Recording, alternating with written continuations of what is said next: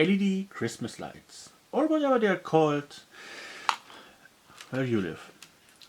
One thing they always have in common: they eat to batteries like crazy.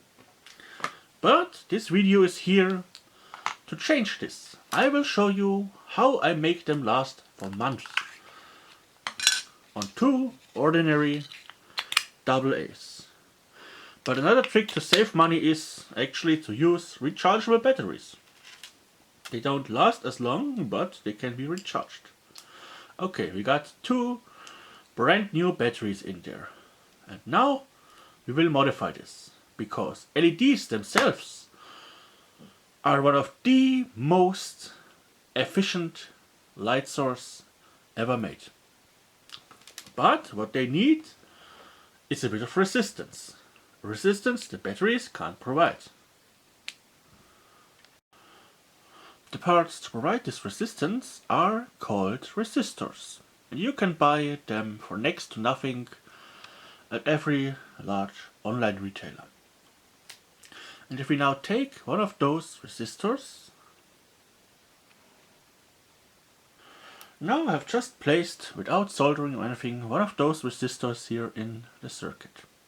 It is now shorting out the power switch, so if we switch the whole thing on, we can immediately see how it extremely increases in brightness. This is because the LED can pass far more current than it effectively needs to have its peak performance. This LED is even getting hot. This will decrease the lifespan of the LED and obviously the lifespan of the battery. Having a resistor in circuit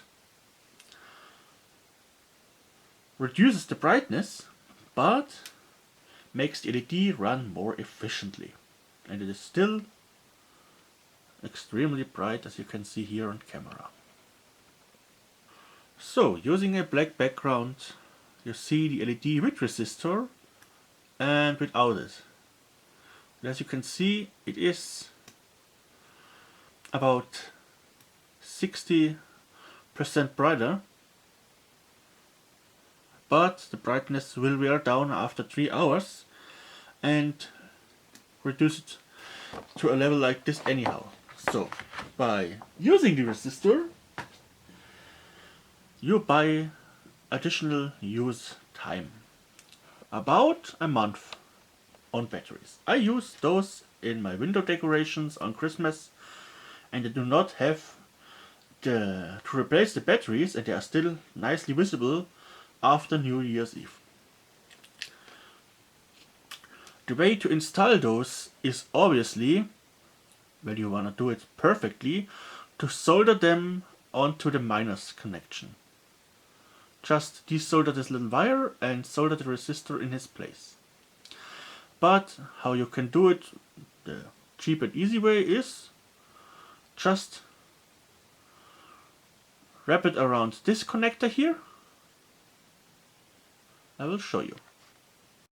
But now let me show you how to install them without soldering. You just take the batteries out so you don't accidentally short them.